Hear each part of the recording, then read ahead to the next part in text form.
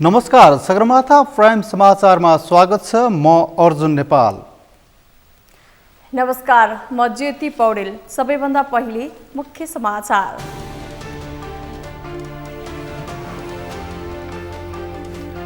कृषिमा आधारित उद्योगहरूको विकासबाटै मुलुकले आर्थिक समृद्धि पाउने माओवादी अध्यक्ष दाहालको भनाई। देशको आर्थिक विकासको मुख्य मेरुदण्ड कृषि नै भएको दाबी। आगामी मङ्सिरमा हुने सङ्घ र प्रदेश निर्वाचनका लागि म्यादी प्रहरीमा भर्ना खुल्यो। आगामी भदौ 30 देखि असोज 6 गतेसम्म दरखास्त बुझाउन सकिने। लामो समयदेखि सिन्धुपाल्चोकको तातोपानी नाका बन्द रहँदा व्यवसायीहरू मर्कामा।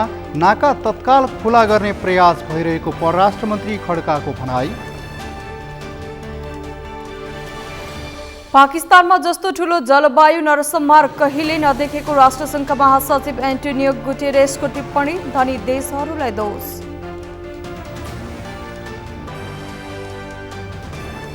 र नेपाली राष्ट्रिय फुटबलका मुख्य प्रशिक्षक अब्दुल्लाह अल मुताहिरीद्वारा राजीनामाको घोषणा। 525 दिनको कार्यकाल त्याग।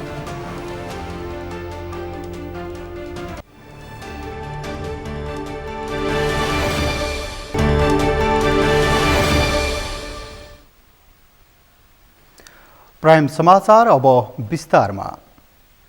नेपाल कम्युनिस्ट पार्टी माओवादी केन्द्रका अध्यक्ष पुष्पकमल दाहालले देशको आर्थिक स्थिति बलियो बनाउनका लागि कृषिमा आधारित उद्योगहरूको विकास गर्नुपर्ने बताउनु भएको छ। आज काठमाडौँमा आयोजित नेपाल युवा उद्यमशीलता शिखर सम्मेलन 2022लाई सम्बोधन गर्दै अध्यक्ष दाहालले देशको आर्थिक विकासको मुख्य मेरुदण्ड कृषि नै भएको बताउनु भएको हो। उहाँले देशको अर्थतन्त्र झनै पछाडि धकेलिँदै गएको भन्दै अर्थतन्त्रलाई बलियो बनाउन कृषिमा आधारित उद्योगहरूको विकास गर्नुपर्ने बताउनुभयो। उहाँले कृषिमा गरिने लगानी देशको लागि आवश्यक भएको बताउनुभयो। अध्यक्ष दाहालले कृषिपछि जलविद्युत, पर्यटन, जडीबुटी र खनिजको विकासले पनि देशको अर्थतन्त्रमा टेवा पुग्ने बताउनुभयो। कृषिमा आधारित उद्योगहरूको विकास गर्ने कुरा नेपाल र नेपालीहरूको लागि सबैभन्दा महत्त्वपूर्ण कुरा छ। यो हामी सबैको लागि ठुलो चिन्ताको विषय हो। 50-60 वर्ष अगाडि हामी खाद्यान्नमा आत्मनिर्भर थियौँ। हामी सबै चिज निर्यात गर्न सक्ने अवस्थामा थियौँ। अहिले हामी त्यसको उल्टो भयौँ भनेर पवनजीले बडो मार्मिक रूपले राख्नुभयो कुरा। यो हामी सबैको निम्ति चिन्ताको विषय हो। किन यस्तो भइराखेको छ? हामी धेरै पढ्यौँ, लेख्यौँ, धेरै जान्ने सुन्ने पनि भयौँ, तर देशको आर्थिक विकासको स्थितिबाट हेर्दा त्यो अगाडि होइन पछाडि गएको देखिनु। उहाँले युवाहरू उद्यमशील हुन चाहेमा देशलाई आत्मनिर्भर अर्थतन्त्रको बाटोमा हिँडाउन सकिने बताउनुभयो। अध्यक्ष दाहालले धन सम्पत्ति कमाउनु र देशलाई सभ्य बनाउनु फरक कुरा रहेको भन्दै समाजलाई सभ्य बनाउने गरी संसारमा नेपालीहरूको आत्मसम्मान हुने गरी सम्पत्ति आर्जन गर्न युवाहरूलाई आग्रह गर्नुभयो।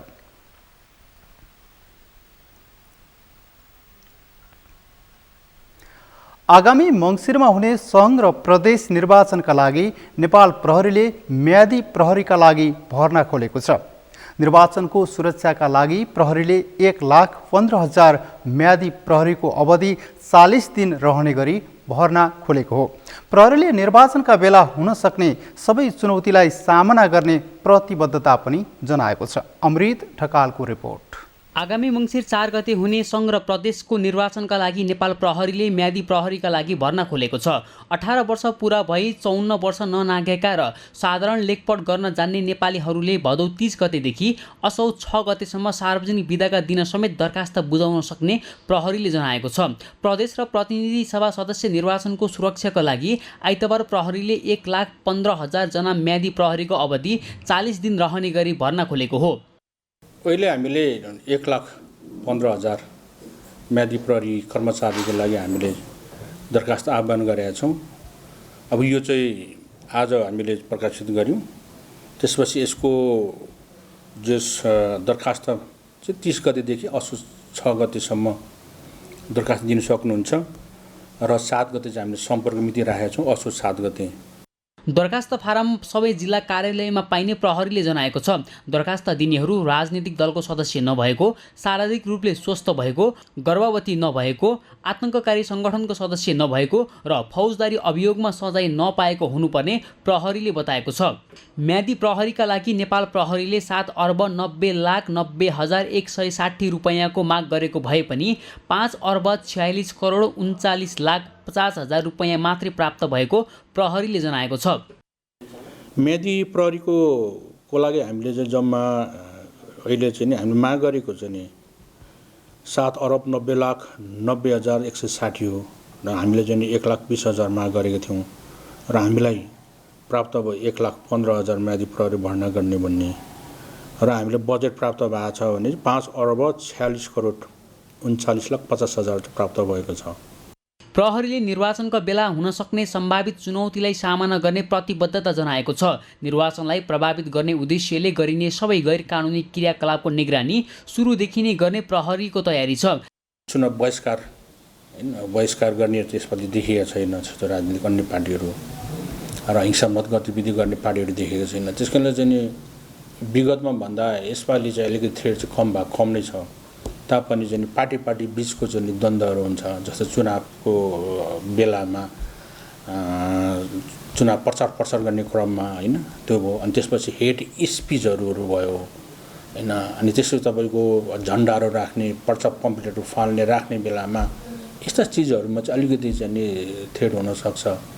म्यादी प्रहरी छनौटका लागि 2074 सालमा सम्पन्न स्थानीय र सङ्घीय निर्वाचन तथा गत वैशाखमा सम्पन्न भएको स्थानीय निर्वाचनमा काम गरेकाहरूलाई पहिलो प्राथमिकता दिइने भएको छ। यस्तै नेपाली सेना, सशस्त्र प्रहरी, नेपाल प्रहरी, पूर्व वन रक्षकहरू र विदेशी मित्र राष्ट्रका सुरक्षा निकायमा काम गरेका नेपाली नागरिकहरूलाई पनि प्राथमिकता दिने प्रहरीको भनाइ छ। सगरमाथा टेलिभिजनका लागि क्यामेरामा सन्तोष चन्दका साथमा अमृत रकाल, काठमाडौँ। लामो समयदेखि सिन्धुपाल्चोकको तातोपानी नाका बन्द रहेको छ। दशैं तिहार जस्ता चाडपर्व नजिकिँदै जाँदा समेत नाका नखुलेको भन्दै व्यवसायीहरूले तत्काल नाका खुला गर्न सरकारसँग आग्रह गरेका छन्। नाका सुचारू हुन नसक्दा व्यवसायीहरू नै पलायन बन्ने स्थिति सिर्जना भइरहेको भन्दै व्यवसायीहरूले परराष्ट्र मन्त्रीको ध्यानाकर्षण समेत गराएका छन्। एक रिपोर्ट। आइतबार मन्त्रालयमा हिमालपारी व्यापार सङ्घका पदाधिकारी र व्यवसायीहरूले सिन्धुपाल्चोकको तातोपानी नाका खोलेर व्यवसाय सञ्चालनको वातावरण तयार गरिदिन आग्रह गर्दै परराष्ट्र मन्त्री डाक्टर नारायण खड्कालाई ज्ञापन पत्र बुझाएका छन्। व्यवसायीहरूको ज्ञापन पत्र ग्रहण गर्दै परराष्ट्र मन्त्री खड्काले नाका तत्काल खुला गर्ने प्रयास भइरहेको बताउनु भएको हो। मन्त्री खड्काले नाका सहज रूपमा सञ्चालन गर्नका लागि चिनिया पक्षहरूसँग पनि कुरा गरिरहेको जानकारी दिनुभयो। उहाँले चिनिया पक्षसँगको भेटमा पनि नाका सञ्चालन गर्ने कुरामा विशेष जोड दिने प्रतिबद्धता जनाउनुभयो। उहाँले दशैंभन्दा अघि नै आपूर्ति सहज हुने हिसाबले सकारात्मक नतिजा दिने बताउनुभयो। उहाँले सोमबार चिनिया जनकाङ्ग्रेसका स्थायी समिति अध्यक्ष ली चान्सु नेपाल आउने र मङ्गलबार आफूसँग शिष्टाचार भेट गर्ने कार्यक्रम रहेको उल्लेख गर्दै उहाँसँगको भेटमा नाका सुसञ्चालनको बारेमा कुरा राख्ने बताउनुभयो। प्रतिनिधि सभाका सभामुख अग्निप्रसाद सापकोटाको निमन्त्रणामा चान्सु सोमबार 4 दिने नेपाल भ्रमणमा आउँदै हुनुहुन्छ। यो दशैंको लागि अस्ति पनि फोनमा पनि कुरा भयो मेरो, यहाँ भेट्दा मैले यो दशैं आइसक्यो, कतिपय वस्तुहरू हामी यो दशैंको खाद्यान्न आदि इत्यादिमा हामी तपाईँको देशमा निर्भर छौँ। त्यसैले एकदमै चाँडोभन्दा चाँडो यो जुन हामीले आयातको निर्यातको जुन फ्लो छ त्यसलाई खुला गरिदिनु पऱ्यो। जतिसक्दो चाँडो जति आवश्यक छ हामीलाई त्यो ल्याउनुको लागि दिनु पऱ्यो भन्दाखेरि भनिराखेको छु। र फेरि पनि भोलि चिनिया नेसनल पिपुल्स कङ्ग्रेसका भनेको त्यहाँको संसद जस्तै हो, त्यसको सभाध्यक्ष सभामुखज्यू नेपालको 3 दिने भ्रमण आउँदै हुनुहुन्छ। ज्ञापन पत्र बुझाएपछि नेपाली काङ्ग्रेसका नेता एवं पूर्व मन्त्री मोहन बस्नेतले अब पनि कोरोनाको नाममा नेपाली नाकामा गर्ने व्यापार रोक्न नहुने बताउनुभयो। उहाँले सरकारले आगामी दिनमा चाँडै नै नाकामा हुने व्यापार व्यवसाय धेरै सुधार गर्दै जाने अपेक्षा राखेको बताउनुभयो। नेता बस्नेतले त्यहाँका स्थानीयहरूले झिटिकुण्टाको सुविधाका बारेमा नेपाल सरकार र चिनिया पक्षसँग कुराकानी गर्ने बताउनुभयो। उहाँले साना मझौला र ठूला व्यवसायहरूलाई हुने गरेर सरकारले नाकाको व्यापार व्यवसायलाई सहजीकरण गर्नेमा आशावादी रहेको बताउनुभयो।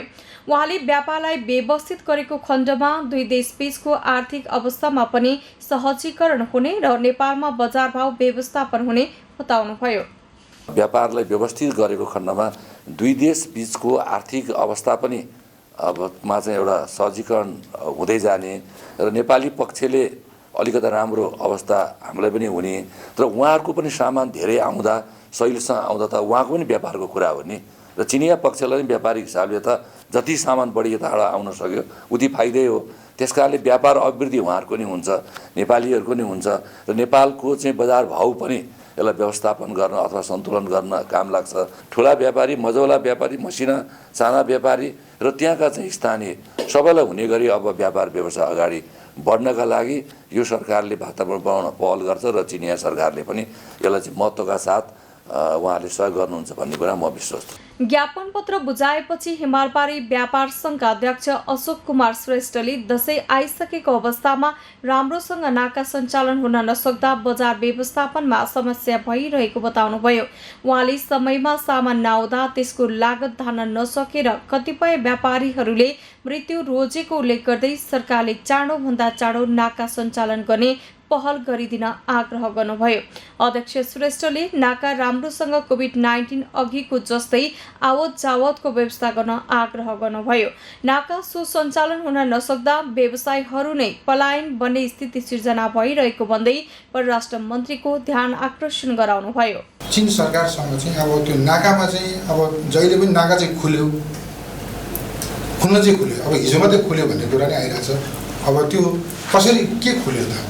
अब उहाँहरूले कहिले 5 वटा कहिले 10 वटा कहिले 15 वटा यस्तो तरिकाले भन्नु। यो अन्तर्राष्ट्रिय नाका हो, यसलाई चाहिँ विधिवत रूपले हुने गरेर जस्तै 2019 को कोभिड अगाडिको जसरी नै 50औं 100औं जति गाडी आउने पनि जाने पनि वातावरण हुनु र मानवहरू पनि आवत जावत हुनु पर्यो र यस्तै तरिकाले नाका खोलिरहँदाखेरि चाहिँ यसलाई चाहिँ कहिले व्यापारीहरूले मर्का पर्ने र व्यापारीहरू नि धराशय हुने र पलायन हुने स्थिति छ।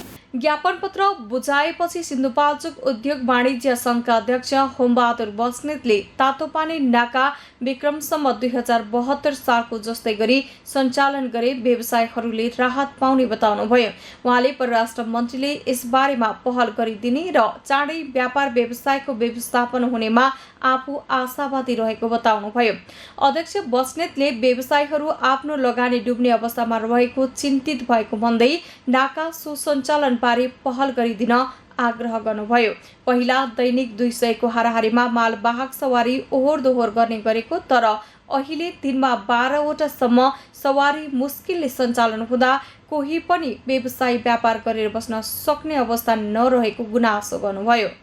कहिले 10 वटा कहिले 12 वटा 15 वटा 20 वटा गाडी छोडेर व्यवसायहरू चाहिँ एउटा त्यहाँ व्यवसाय गरेर बस्ने अवस्था चाहिँ पक्कै पनि छैन र अब यसको लागि विभिन्न के अरे परराष्ट्र मन्त्रालय हरेक ठाउँमा हामीले ज्ञापन पत्र त दिउँ र अहिले अलिकति प्रभावकारी चाहिँ हालका परराष्ट्र मन्त्री नारायण खड्काको पालामा चाहिँ विविध समयमा उहाँहरूले चाहिँ पहल गरेर अड्केको सामानहरूलाई पनि अलिकति सिजनेबल सामानहरूलाई गाडीको फ्लो चाहिँ बढेकै छ र अब भोलि आउने भनेको एउटा सभामुखलाई चाहिँ हामी व्यवसायिक प्रतिनिधि मण्डलले जुन एउटा ज्ञापन पत्र बुझाएका छौँ हाम्रो पूर्व मन्त्रीज्यूले पनि एउटा त्यो जिल्लाको लागि चाहिँ पहल गरिरहनु भएको छ।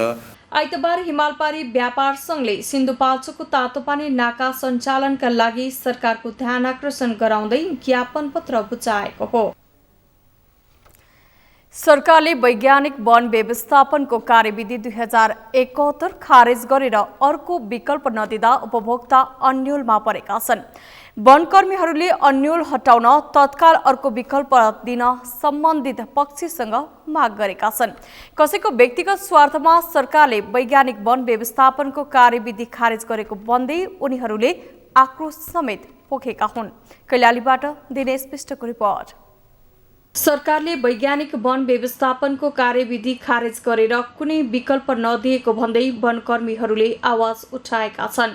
उनीहरूले वनलाई अनिर्णयको बन्दी बनाएको भन्दै तत्काल समस्या समाधान गर्न सरकारको ध्यान आकर्षण गराएका छन्। वैज्ञानिक वन व्यवस्थापन उपभोक्ता राष्ट्रिय महासंघ नेपालको सुदूरपश्चिम प्रदेश स्तरीय भेलाले यस्तो माग गरेको हो। वन उपभोक्ताहरूले वैज्ञानिक वन नै कार्यान्वयन या दिगो वन व्यवस्थापन कार्यक्रम तत्काल लागू गर्न आग्रह गरेका छन्। जुन नेपाल सरकारले वैज्ञानिक वन व्यवस्थापन कार्यक्रम खारेज गरेको छ र उक्त कार्यविधि खारेज गरेको छ, कार्यविधि खारेज गरिसकेपछि हामीले जुन सरकारको प्रचलित कानुन बमोजिम गरेको कार्यविधिलाई त्यसलाई चाहिँ पुनर्बहालीको माग गरेका थियौँ र त्यो पुनर्बहाली पनि नभएको र सरकारले चर्चा गरिरहेको दिगो वन व्यवस्थापन कार्यक्रमको त्यसको स्पष्ट मोडालिटी पनि नआएको अवस्थामा हामी जुन यो बिचको अन्यलग्रस्त अवस्था छ र सामुदायिक वनहरूलाई एउटा अनिर्णयको बन्दी बनाएको छ। सरकारले यो वैज्ञानिक वन खारिज गरेको छ र अहिले वैज्ञानिक वन खारिज गरेर अरू कुनै चिजहरू पनि आएको छैन, यसमा कार्यान्वयन भएको छैन। दिगो वन व्यवस्थापनको भन्ने चाहिँ कुराहरू आएको छ र वनमै ढलापडा सुक्खा काठहरू भएको छ, चोरी तस्करी चाहिँ अत्यन्तै भइरहेछ। त्यसो भए उनीहरूले तत्कालीन प्रदेश सरकार र चाहिँ सङ्घले जुन चिज कार्यान्वयन गर्नुपर्ने हो त्यो सामुदायिक वन अथवा चाहिँ दिगो वन व्यवस्थापन जुन प्रणाली ल्याउने हो त्यो प्रणाली तत्कालीन यदि ल्याएर चाहिँ वनको चाहिँ हितमा काम गरेन भने वन विनाश हुने सम्भावना बढी देखिएको छ। समुदायलाई संरक्षण गर्ने दायित्व आइसकेपछि वनहरूमा धेरै सुधार आएको उपभोक्ताको दाबी छ। तर वैज्ञानिक वन व्यवस्थापन खारेज गरेकै कारण वन छेउमै घर भएका उपभोक्ताले समेत स्टिल तथा एल्युमिनियमको झ्याल ढोका प्रयोग गर्नुपर्ने बाध्यता आएको उपभोक्ताको गुनासो छ। मलाई लाग्छ यो राजनीतिक एउटा खिचातानी, एउटा देशलाई एउटा देश समृद्ध बनाउनको लागि, देश विकसित बनाउनको लागि, विकास मुलुक ल्याउनको लागि, आर्थिक वृद्धि बनाउनको लागि वैज्ञानिक व्यवस्थापन जो पाटो छ नि अति आवश्यकता छ। किनभने वैज्ञानिक जुन सिल्भिकर्स सिस्टममा ल्याएको जुन यो वन सम्बन्ध प्रणाली छ, यो वन सम्बन्ध प्रणालीलाई हामीले 80 वर्षको प्लान लिएर गएको छ। यो 80 वर्षको प्लान जुन पहिलो वर्ष काटेको जो फर्स्ट वर्ष काटेको छ त्यो 80 वर्षपछि सेम अहिले काटेको भन्दा धेरै राम्रो आउँछ। यो एउटा यो बाली हो, जस्तै हामी मकै बाली धान बाली लगाउँछौँ त्यस्तै बाली हो। वैज्ञानिक वनको प्रणालीमा हामी जानुपर्छ, किनभने दिगो वन व्यवस्थापन भनेको वैज्ञानिक वन व्यवस्थापन भनेको आफैमा राम्रो र जङ्गल पनि नसिद्धिने र जनताका आपूर्तिहरू पनि पूर्ति हुने र निर्माणदेखि लिएर रोजगारीका सिर्जनाहरूदेखि लिएर र वन जङ्गलमा पनि तपाईँको के हुन्छ भने 100 वर्षदेखि एउटै रुख बिरहेको हुन्छ ठिङरिङ्गै र त्यो संरक्षण गर्नलाई केही आर्थिक खोजेको हुन्छन्। भोलि त्यो रुखले चाहिँ कुनै चाहिँको आम्दानी दिन पनि सक्दैन, ऊ आफै बुढो भएर धोद्रो भएर किराले खाएर र पूर्ण ढल्छ र त्यसलाई ल्याउँदा कुनै त्यसबाट दाउराको लाभ पनि हामीले नपाउने अवस्था भइसकेपछि विगतमा राज्यले आफ्नै जिम्मामा लिँदा र जनताको जिम्मा दिँदा वनको अवस्था बारे यथार्थ बुझ्नुपर्नेमा स्थानीय जनप्रतिनिधिको जोड छ। जनताको जिम्मामा वन आएपछिको प्रगतिका आधारमा थप कार्यक्रम दिनुपर्ने जनप्रतिनिधिको भनाइ छ। जहाँ पनि हामीले एउटा जिम्मेवारी बाँडफाँड गर्दाखेरि सरकारवालालाई त्यहाँको जिम्मा दियो भने जो त्यहाँ संरक्षण गर्छन्, जसले त्यसको अनुगमन गर्छन्, जसले त्यसको जुन के अरे उपभोग गर्छन्, संरक्षण गर्ने, अनुगमन गर्ने, त्यसको जुन अहिले आगोबाट बचाउने, पानीबाट बचाउने, सबै चिजबाट बचाइसकेपछि त उसले उपभोग गर्न पनि राज्यले केही नीति निर्माण गरेर त्यहाँको मालिक जनतालाई बनायो भने पक्कै पनि त्यो जुन राज्यको उद्देश्य, यो जुन राष्ट्रिय अन्तर्राष्ट्रिय हाम्रो महासन्धिको जुन सोच, जुन हाम्रो सम्झौता गरेको महासन्धिमा हस्ताक्षर गरेका नीति निर्माणहरू सफल हुन्छन् भन्ने मलाई लाग्छ। 2077 माघ 11 गते मन्त्री परिषद बैठकले वैज्ञानिक वन व्यवस्थापन कार्यक्रमलाई खारेज गरेको हो। कार्यविधि खारेज भएपछि दिगो वन व्यवस्थापन अन्तर्गत कतै पनि कार्यक्रम लागू हुन सकेको छैन। सगरमाथा टेलिभिजनका लागि कैलालीबाट दिनेश विष्टको रिपोर्ट। संसदीय समितिले काठमाडौँ निजगढ द्रुत मार्ग आयोजनाको ठेक्का व्यवस्थापनमा संलग्न आयोजना प्रमुख लगायत जिम्मेवार पदाधिकारीहरूलाई कारबाही गर्न सरकारलाई निर्देशन दिएको छ। प्रतिनिधि सभाको विकास तथा प्रविधि समितिको आज सिंहदरबारमा बसेको बैठकले सो आयोजनाको ठेक्का सम्झौता सम्बन्धी छानबिन समितिको प्रतिवेदनलाई आधार मानेर ठेक्का व्यवस्थापन प्रक्रियामा संलग्न आयोजना प्रमुख लगायतका जिम्मेवार पदाधिकारीहरूलाई कारबाही गर्न निर्देशन दिएको हो। सार्वजनिक खरिद ऐन अनुसार ठेक्का प्रक्रियाको काम अघि नबढेकाले सम्बन्धित पदाधिकारीहरूलाई कारबाही गर्न प्रधानमन्त्री तथा मन्त्री परिषद कार्यालय र रक्षा मन्त्रालयलाई सचेत गराइएको समितिकी सभापति कल्याणी कुमारी खड्काले जानकारी दिनुभयो। रेल पूर्वाधार आयोजना अन्तर्गत जनकपुर जयनगर र जनकपुर कुर्था बर्दिवास निजगढ खण्डको स्थलगत अवलोकन भ्रमणको मस्यौदा प्रतिवेदन पेश गर्ने पेश गरी सुझावसहित पारित गर्ने निर्णय गरियो। बैठकले रेल पूर्वाधार आयोजना अन्तर्गत जनकपुर जयनगर र जनकपुर कुर्था बर्दिवास निजगढ खण्डको स्थलगत अवलोकन भ्रमण प्रतिवेदन पनि सुझाव सहित पारित गरेको छ। समितिकी सभापति खड्का नेतृत्वको संसदीय भ्रमण टोलीले यही भदौ 5, 6 र 7 गते स्थलगत अवलोकन गरी तयार पारेको हो। समितिले प्रतिवेदनका आधारमा त्यहाँ खटिने जनशक्ति तथा सुरक्षाकर्मीको दीर्घकालीन व्यवस्थापन गर्ने स्पष्ट कार्ययोजना तत्काल अघि बढाउन सरकारलाई भनेको छ। समितिका सदस्यहरूले रेल सेवा सञ्चालनका लागि आवश्यक पूर्वाधार निर्माणको काम तत्काल अघि बढाउन सरकारलाई सचेत गराएका छन्। तयारीको सन्दर्भमा समितिले निर्देशन गर्नुपर्दछ। जे कामहरू अगाडि बढिरहेका छन् त्यसलाई प्रभावकारी ढङ्गले अगाडि बढाउनु पर्दछ र यो चाहिँ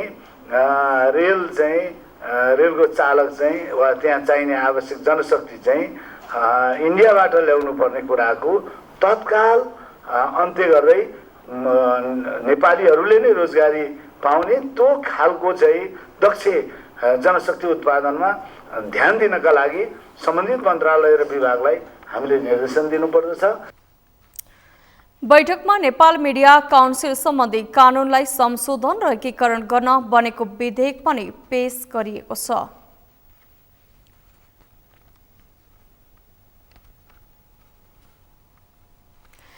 श्रम रोजगार तथा सामाजिक सुरक्षा मन्त्री शेरबहादुर कुँवरले विदेशमा समस्यामा परेका श्रमिकहरूको उद्धारमा सरकार लागि परेको बताउनु भएको छ। आज मन्त्रालयमा श्रमिकसँग श्रम मन्त्री कार्यक्रम अन्तर्गत श्रमिकहरूसँग कुराकानी पछि सञ्चारकर्मी माझ बोल्दै मन्त्री कुँवरले विदेशमा समस्यामा परेका श्रमिकहरूको उद्धारका लागि सरकार लागि परेको बताउनु भएको हो। उहाँले समस्यामा परेका श्रमिकहरूको अवस्थाको सम्बन्धमा नेपालका राजदूतसँग छलफल गर्ने र सम्बन्धित देशको राजदूतलाई बोलाएर पनि समस्या समाधानका लागि पहल गरिने बताउनुभयो।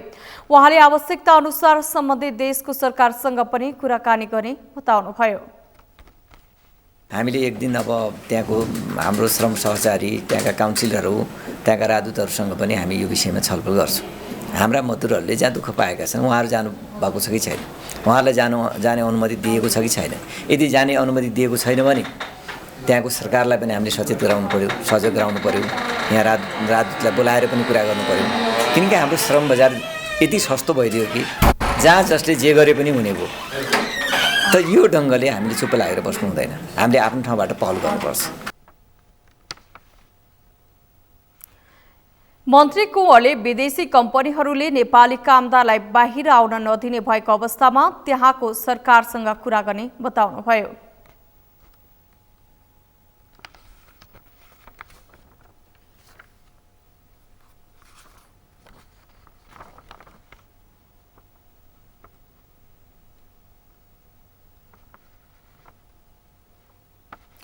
समाचारमा अब पालो भएको छ विश्रामको। विश्रामपछि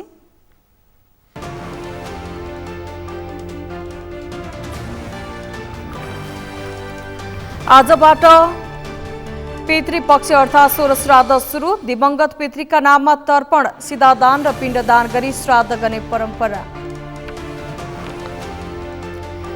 पाकिस्तानमा जस्तो ठूलो जलवायु नरसंहार कहिले नदेखेको राष्ट्रसङ्घका महासचिव एन्टोनियो गुटेरेसको टिप्पणी, धनी देशहरूलाई दोष। र नेपाली राष्ट्रिय फुटबलका मुख्य प्रशिक्षक अब्दुल्लाह अल मुताइरीद्वारा राजीनामाको घोषणा, 525 दिनको कार्यकाल त्याग।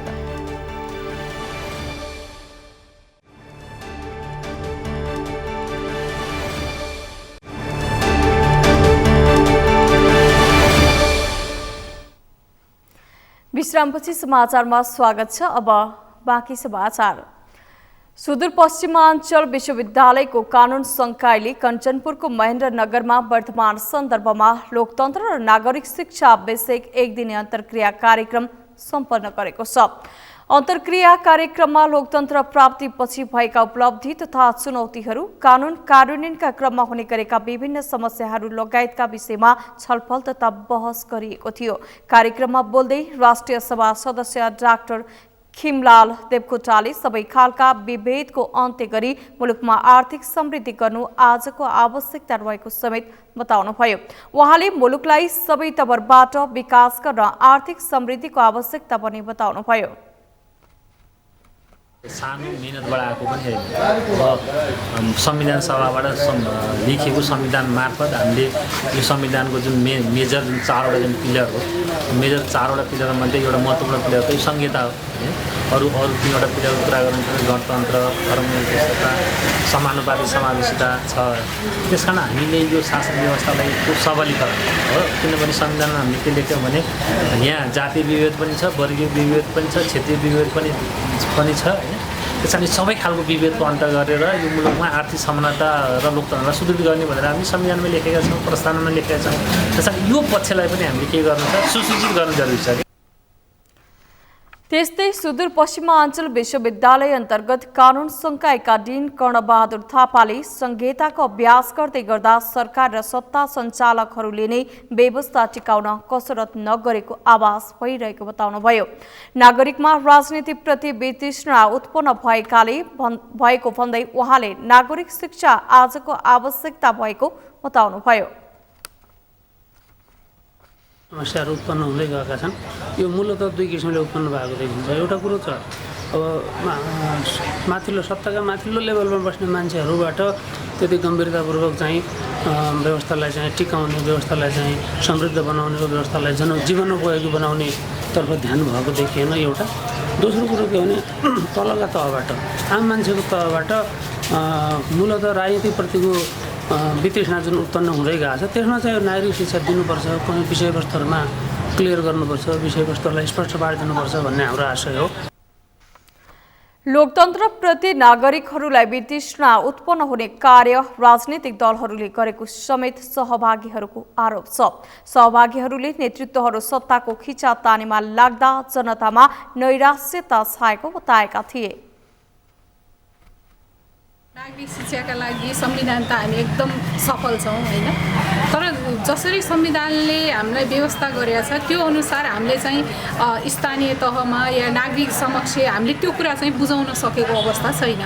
नागरिकले राज्यप्रति गर्ने व्यवहार त्यसको बारेमा नागरिक जागरुक भएको अवस्था देखिँदैन। अधिकारका सन्दर्भमा हामी जागरुक भयौँ होइन, तर हामीले चाहिँ के गर्यौँ भने लोकतन्त्र ल्यायौँ, लोकतन्त्र हामी रमाइरहेछौँ, तर लोकतन्त्र प्रति जुन नागरिकको एउटा सद्भाव जाग्नुपर्ने थियो, वितृष्णा फैलाउने काम चाहिँ राजनीतिक दलहरूले गरे।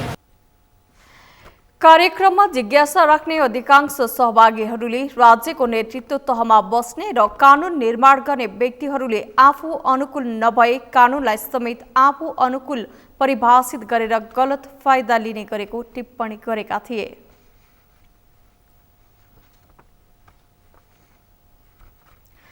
दार्चुलाको महाकाली नगरपालिका र नौगाड गाउँपालिकामा लगातारको वर्षाका कारण बाढी पहिरोमा परि 5 जनाको मृत्यु भएको छ भने 10 जना बेपत्ता भएपछि अहिले व्यवस्थापनको काम भइरहेको छ। अहिले दार्चुला जिल्लाका जनप्रतिनिधि तथा सुरक्षा निकायका पदाधिकारीहरू पीडितको उद्धारमा लागेका छन्। दार्चुलाबाट रमेश खत्रीको रिपोर्ट। दार्चुलाको महाकाली नगरपालिका र नौगाड गाउँपालिकामा लगातारको वर्षाका कारण बाढी पहिरोमा परि 5 जनाको मृत्यु भएको छ भने 10 जना बेपत्ता भएपछि अहिले व्यवस्थापनको काम भइरहेको छ। शुक्रबार राति आएको बाढीले घर बगाउँदा 42 परिवारको बिचल्ली भएको छ। बाढी पहिरोमा परेर ज्यान जोगाउन सफल पीडित करण बहादुर बमको अनुभव यस्तो छ। फल व्यवसाय गरेर आएका टिकेन्द्र बहादुर बमले मलाई फोन गर्यो, मेन भनेका उनमै हो। उहाँले फोन गर्यो, अब यहाँ बाढी आइसक्यो, एकछिन हेल्प गर्नलाई आउनु पऱ्यो भनेर मलाई भन्यो। अनि मैले लगभग 1 बजेर कति 35 मिनट जति भएको थियो त्यो पछि म आएँ यहाँ आउँदाखेरि त राति अन्धकार भयो कि यो त धेरै अँध्यारो भयो अब यहाँ नदीको धेरै सुसाट परेको थियो एकदम आवाज आइरहेको थियो अनि ल सामान निकालौँ भनेर गइरहेको थियो त फर्स्ट एउटा घरको सामान निकाल्दाखेरि हामीले पहिला उनीहरूको होटलको सामान निकाल्दाखेरि अर्को घर गएको त्यहाँ आवाज आयो हामीलाई अँध्यारोमा त्यो घर गएको थाहा भएन तर आवाजले मात्र गयो भनेर हामीले थाहा पायौँ उज्यालो थिएन अनि त्यो पछि अर्को घरको गएर जाँदाखेरि अर्को घरको छतबाट मैले यो हाम फालेको अब त्यो घर पनि जान थाल्यो त्यो पछि अब त्यो हो 2:55 त्यहाँ फर्स्ट जनकबहादुर बमको घर गएको बाढी पहिरोमा परि ज्यान गुमाएका परिवार र विस्थापित भएका परिवारलाई उचित क्षतिपूर्तिका लागि महाकाली नगरपालिकाले पहल गरिरहेको छ। तत्काल आपतकालीन रूपमा त्रिपाल, दाल, चामल, तेल, भाँडाकुँडा जोहो गरिरहेको महाकाली नगरपालिका उपप्रमुख दुर्गा कुमारी खत्री विष्टको भनाइ छ। त्यसलाई बासको व्यवस्था अनि तिरपालहरू वितरण अनि खाद्यान्नको व्यवस्था गरिरहेछ अनि तिनको सरसामानहरू सार्नेदेखि लिएर सबै टोली खटिरहेछन्। सुरक्षा निकायदेखि लिएर हाम्रो नगरपालिकाको कर्मचारीदेखि लिएर अनि नवनिर्वाचित साथीहरू पदाधिकारी सबै खटेर चाहिँ यहाँ लाग्नु भएको छ। सबैको उद्धार गर्नुभएको छ अनि हाललाई त्यही हो नगरपालिकाले बासको व्यवस्था अनि खाना व्यवस्था र अनि त्यो खाजा भनेर चाउचाउ अनि चिउरा वितरण गरेको थियो अनि रासन पनि वितरण गरेको छ। उनलाई आवश्यक पर्ने खाना चाहिँ सबै व्यवस्था गरिरहेछ। बाढी पहिरो प्रभावित क्षेत्रमा राहत सामग्री बोकेर नेपाल सरकारका उद्योग वाणिज्य तथा आपूर्ति मन्त्री दिलेन्द्र प्रसाद बडु, सुदूरपश्चिम प्रदेशका आन्तरिक मामिला तथा कानुन मन्त्री रणबहादुर रावल, सुदूरपश्चिम प्रदेशका वन वातावरण उद्योग तथा पर्यटन मन्त्री मानबहादुर धामी सहितको टोली पनि शनिबार नै प्रभावित क्षेत्रमा पुगिसकेको छ। दोहोरो महाकालीको सम्बन्धै विच्छेद भइसकेका छ। हामी यसलाई पुल बनाएर छिटोभन्दा छिटो बनाउनु पर्छ भने अहिले यो बाङ्गा बोगड सबभन्दा बढी खतरामा छ अहिले जहाँ हामी अहिले उभिएका छौँ। त्यसकारण यो ठाउँमा पनि हामी मेहनत गरेर कोसिस गरिरहेका छौँ। जनता छ, आर्मी छ, प्रहरी छ, नेपाली सेना सशस्त्र प्रहरी लागिरहेका छ। हामी यो खोलालाई 20 भागबाट गराउन सक्यौँ भने यो गाउँ बाँच्छ। अब राहत सामग्रीहरू, खाद्य सामग्रीहरू हामीले कम्तीमा हप्ता 10 दिनसम्म दिन सक्यौँ भने सायद बचाउन सकिन्छ कि। अब आशा गरौँ योभन्दा धेरै नबढ्ला पानी बढेन भने हामी 2-3 दिनपछि एउटा राहत बिच गरौँला। बाढीका कारण दोहो र ब्यास क्षेत्रबाट सदरमुकाम खलङ्गा आउने जाने बाटो बन्द भएको छ। बाढी पहिरोमा परि 5 जनाले ज्यान गुमाएका छन्। घटनामा घाइते 5 जनाको जिल्ला अस्पतालमा उपचार भइरहेको छ। बाढी पहिरोमा परि ज्यान गुमाएका र घरबार विहीन परिवारको बेलैमा सुरक्षित स्थानमा राखी व्यवस्थापन गरिनु अहिलेको आवश्यकता देखिन्छ। सगरमाथा टेलिभिजनका लागि दार्चुलाबाट रमेश खत्रीको रिपोर्ट। हरेक वर्ष आश्विन कृष्ण प्रतिपदादेखि सुरु हुने सोह्र श्राद्ध आजबाट सुरु भएको छ। आजदेखि सुरु भएको सोह्र श्राद्ध आश्विन शुक्ल प्रतिपदासम्म 16 दिन दिवंगत पितृलाई सम्मानका साथ तर्पण, सिधादान र पिण्डदान गर्ने गरिन्छ। सोह्र श्राद्धमा पितृहरूलाई स्वच्छ मनले सिधा तथा पिण्डदान गरे परिवारमा सुख शान्ति साथै पितृहरूको वैकुण्ठ वास हुने धार्मिक विश्वास रहेको छ। मेनुका लम्सालको रिपोर्ट। आश्विन कृष्ण प्रतिपदा अर्थात् आइतबारदेखि सनातन हिन्दू धर्मावलम्बीहरूको सोह्र श्राद्ध सुरु भएको छ। आश्विन शुक्ल प्रतिपदासम्म 16 दिन हिन्दू धर्मावलम्बीहरूले दिवंगत पितृलाई सम्मानका साथ तर्पण, सिधादान र पिण्डदान गर्ने प्रचलन छ। सोह्र श्राद्धमा पितृहरूलाई स्वच्छ मनले सिधा तथा पिण्डदान गरे हरेक परिवारमा सुख शान्ति साथै पितृप्रतिको दायित्वबोध पूरा हुने धार्मिक विश्वास छ। यो बेलामा पितृहरूको उद्देश्य लिएर गरिएको पिण्डदानादि कर्मले पितृहरूलाई अक्षय तृप्ति हुन्छ। उनीहरू सन्तुष्ट हुन्छन्। जसले श्राद्ध गर्दछ त्यसको पनि उन्नति प्रगति हुन्छ भनेर यो लेखेको छ कि त्यसकारणले यो चाहिँ नि यसमा गर्नुपर्ने यो शास्त्रीय आधार हो र शास्त्रीय आधार भएको हुनाले अब यसलाई पितृपक्ष भनेर भनिन्छ। यसमा श्राद्ध गर्यो भने पितृलाई अक्षय तृप्ति मिल्छ भनेर भन्ने कुरा विभिन्न धर्मग्रन्थमा लेखा छ, ज्योतिषमा पनि लेखा छ। पितृको दिवंगत तिथि अनुसार परिवारको ज्येष्ठ पुत्र अथवा अन्य पुत्रले अघिल्लो दिन निराहार बसी अर्को दिनमा पुरोहितको उपस्थितिमा कर्ताले शुद्ध हुन नुहाउने, कपाल खौरने र शुद्ध वस्त्र मानिने सेतो वस्त्र लगाएर श्रद्धा गरिन्छ। मौलिक विशेषता बोकेका पारम्परिक नैवेद्य तथा पूजाका लागि तामा तथा पित्तलको भाँडामा खानेकुरा बनाउने गरिन्छ। वैदिक सनातन शास्त्रीय परम्परा अनुसार यस समयमा पितृहरू खान पाउने आशामा हुन्छन्। विधिवत रूपमा घरमा सम्भव नहुनेले पाएक पर्ने तीर्थस्थलमा गई सिधा तथा पिण्डदान गर्ने प्रचलन पनि छ। सारा पितृहरूको आत्मतत्त्वलाई हामीले के गरेका छौँ त भन्दाखेरि नजिकको गङ्गा सागरमा लगेर विसर्जन गरेका छौँ। जब मृत शरीर हुन्छ त्यसपछि हामी नदी खोज्दै हिँड्छौँ। नदीको तीरमा गएर चाहिँ अन्त्येष्टि संस्कार गरिन्छ। त्यही अन्त्येष्टि संस्कार गरेको ठाउँमा चितापिण्ड दिएको हुन्छ र त्यही सम्झनामा चाहिँ यस्तो तीर्थको छेउमा बसेर कुनै नदीको सङ्गममा बसेर तीरमा बसेर श्राद्ध गर्दा त्यसको चाहिँ अर्कै खालको ऊर्जा आउँछ। 16 दिने 16 श्राद्धमा आफ्ना पितृको दिवंगत तिथि अनुसार विधिवत रूपमा श्राद्ध गरिन्छ। 16 श्राद्ध अन्तर्गत एकादशीमा दिवंगत भएका पितृलाई पिण्डदान गरिन्छ भने चतुर्दशीमा अकालमा अर्थात् समयावधि भन्दा अगाडि मृत्यु भएकाको सम्झना गर्ने प्रचलन छ। यस्तै औँसी श्राद्ध अर्थात् पितृ विसर्जनमा समय तिथि छुटेकाहरूको सम्झना गरिन्छ। चतुर्दशी चाहिँ मरेका ओरेका अगति परेका ओरेकाले अकाल मृत्यु भएकाले त्यो चतुर्दशीका दिन गर्दछन्। हेर्नुहोस्, अनि पञ्चमी अनि के अरे अमावास्या औँसी जमरे औँसीमा चाहिँ तिथि नजान्ने छुटपुट भएका त्यो सबै तिथि परेका कि पूर्णियाका दिन मरेका छन् भने औँसी गर्ने, चतुर्दशी मरेका पूर्णियाको चतुर्दशी छन् भने औँसीमा गर्ने। त्यस्तो भएको हुनाले अनि 16 श्राद्ध पितृ मानेपछि अनि हामी नौरथ भगवतीको सेवा गरेर अनि टीका दशैँ मनाउँछौँ। पूर्णिमाबाट सुरु भएको पितृपक्ष औँसीमा गएर सम्पन्न हुन्छ। यस अवसरमा शास्त्रीय रूपमा दिएका विकल्प अनुसारका कर्म नगरे पितृले सन्तानलाई श्राप दिन्छन् भन्ने कतिपय ग्रन्थमा उल्लेख गरिएको धर्मशास्त्रीहरूको भनाइ छ। सगरमाथा टेलिभिजनका लागि क्यामेरामा सुनिल कोलीका साथमा मेनुका लम्साल, काठमाडौँ। हरेक वर्ष आश्विन कृष्ण प्रतिपदादेखि सुरु हुने 16 श्राद्ध आजबाट सुरु भएको छ।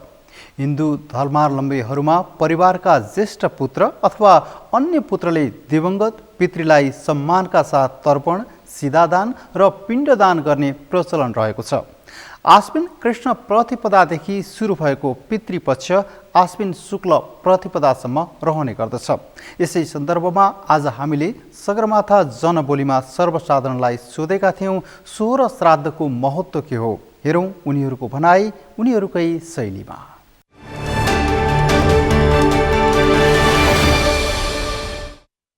यो 16 श्राद्ध भनेको चाहिँ अब 16 तिथि हुन्छ नि जम्मा, अनि 16 तिथिमा कसैको परेवा मर्छन्, कसैको मर्दै मर्दै लाँदा औँसी पुग्छ।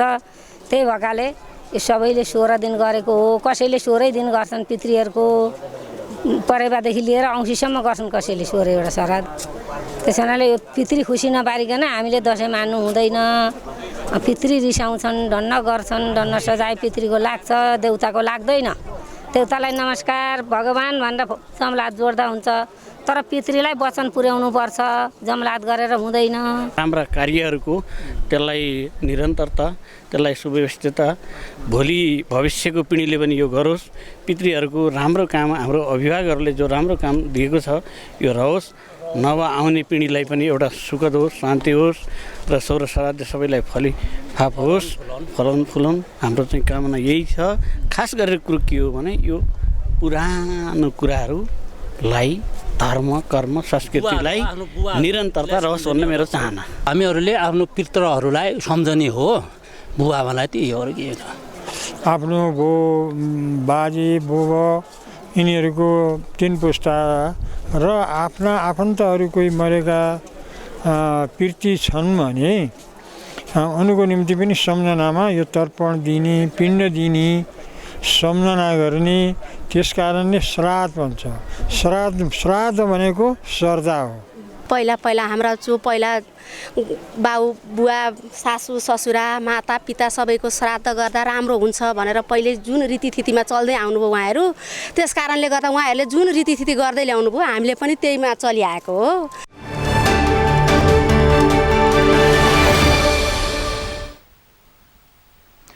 सगरमाथा प्राइम समाचारमा अब पालो भएको छ विश्रामको। विश्रामपछि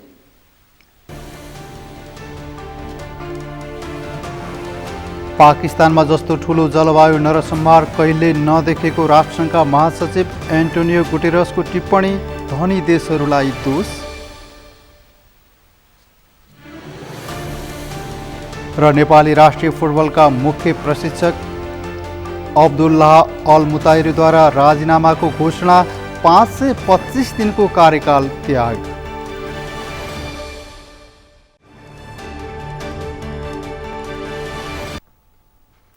समाचारमा अब पालो भएको छ अर्थ समाचारको।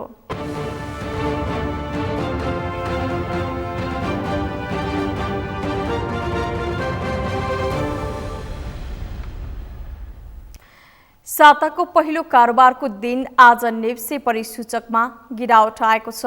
आज नेप्से परिसूचक 11.47 अङ्क घटेर 1926.28 बिन्दुमा झरेको छ।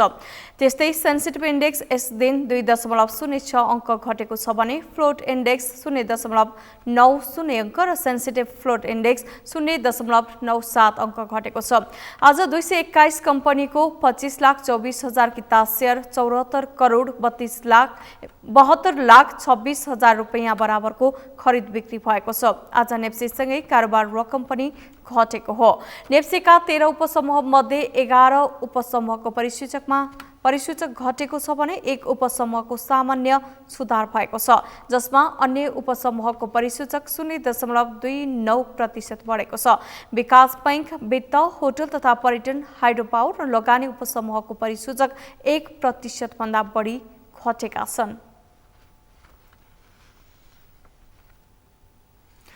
समाचारको अन्त्यमा मुख्य समाचार पुनः एकपटक।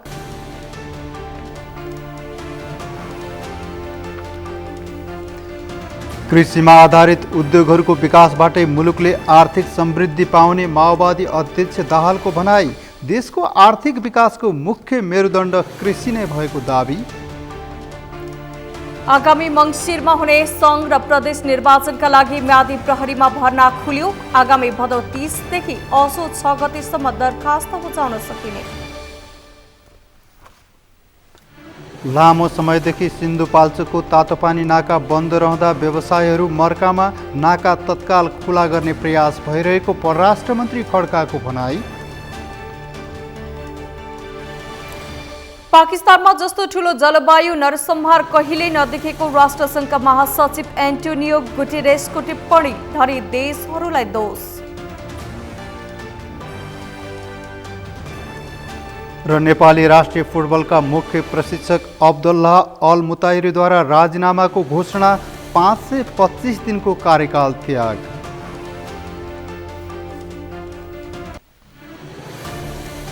हौस् त सगरमाथा प्राइम समाचार अहिलेलाई सकियो। तपाईँ समाचार बुलेटिनका साथै सगरमाथा टेलिभिजनका सम्पूर्ण कार्यक्रम www.sagarmatha.tv मा पनि पढ्न र हेर्न सक्नुहुनेछ। साथै युट्युबमा youtube.com/sagarmatha TV नेपालमा हेर्न सक्नुहुनेछ। तपाईँ हामीलाई फेसबुकमा पनि facebook.com/yastv नेपालमा फलो गर्न सक्नुहुनेछ। समाचारको शिखर, नेपालको गौरव, नेपालको पहिलो न्युज च्यानल सगरमाथा टेलिभिजन हेर्दै गर्नुहोला। नमस्कार।